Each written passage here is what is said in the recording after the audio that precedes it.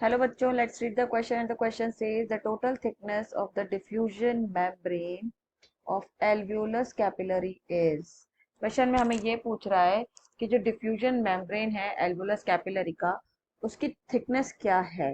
Question को solve करने के लिए की कॉन्सेप्ट जो है वो है एल्वियोलर मेम्ब्रेन। नाउ यहाँ पे क्वेश्चन हमें सॉल्व करना है तो सबसे पहले हमें एल्वियोलाई सेल्स क्या होती हैं। एक्चुअली ये लंग्स के अंदर पाई जाने वाली वो सेल्स है which is the site of gaseous exchange. ये गैशियस एक्सचेंज की साइट है राइट। यहाँ पे हमारे ऑक्सीजन एंड CO2 का एक्सचेंज होता है इन बिटवीन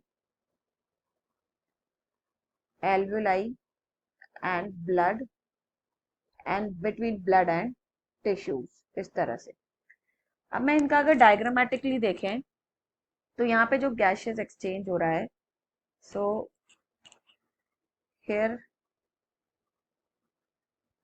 इस तरह से ये एल्वुलाई सेल्स हैं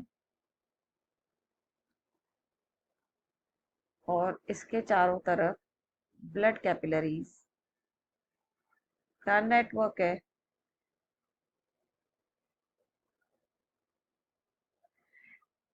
नाउ यहाँ पे एल्वुलर की अपनी भी मेम्ब्रेन है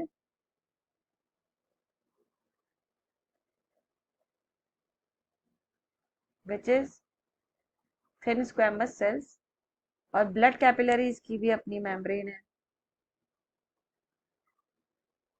which is known as endothelium. ये भी स्क्वैमस की ही बनी हुई है, बस इसको हम एंडोथेलियम कहेंगे क्योंकि वो अंदर की तरफ है इस तरह से। और यहाँ पे हमारे ये आरबीसीज हैं, red blood cells in this manner.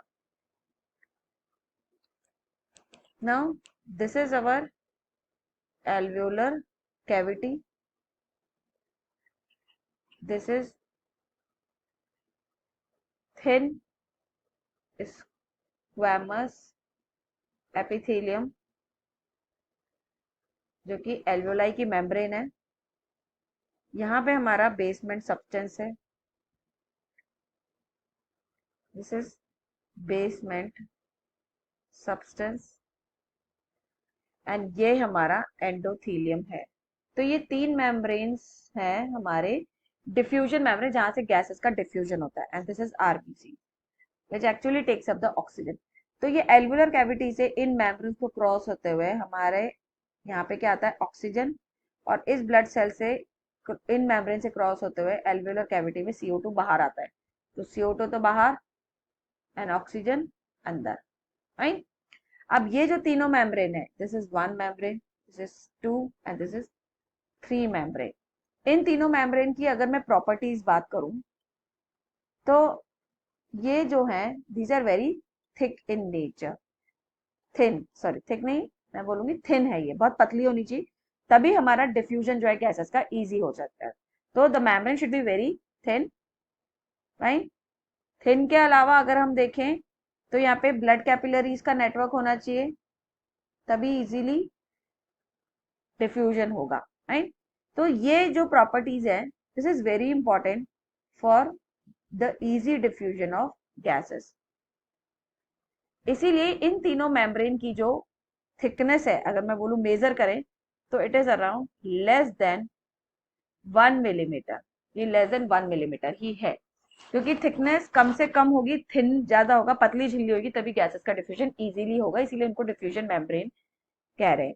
ना क्वेश्चन के पास आए हम तो क्वेश्चन यही पूछ रहा है कि टोटल थिकनेस क्या है डिफ्यूजन मेम्ब्रेन की एल्वुलस कैपिलरीज की। वो है आंसर ए हमें दे रखा है less than 1 centimetre, B less than 2 centimetre, C less than 1 millimetre and D more than 1 millimetre. तो we will go with option C that is less than 1 millimetre.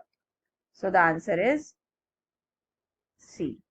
So I hope you understood it well. Best of luck.